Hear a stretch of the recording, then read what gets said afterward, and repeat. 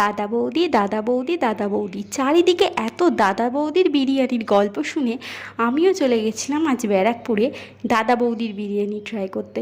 তো শিয়ালদা থেকে আসার সময় চলে গেছিলাম ব্যারাকপুরে দাদা বৌদির বিরিয়ানি খাওয়ার জন্য। তো ওখান থেকে একটা খেয়েও আসি, সেই ভিডিও তোমরা তাড়াতাড়ি চ্যানেলে দেখতে পাবে। তারপরে একটা বাড়ির জন্য পার্সেল করে নিই। তো তারপরে বাড়ি এসে সেটাকেই আনবক্সিং করতে বসে গেলাম। প্রথমেই খুলে স্যালাড আর একটা গ্রিন চাটনি দিয়েছে, তারপরে এর সাথে দিয়েছে এই যে এক কন্টেনার বিরিয়ানি।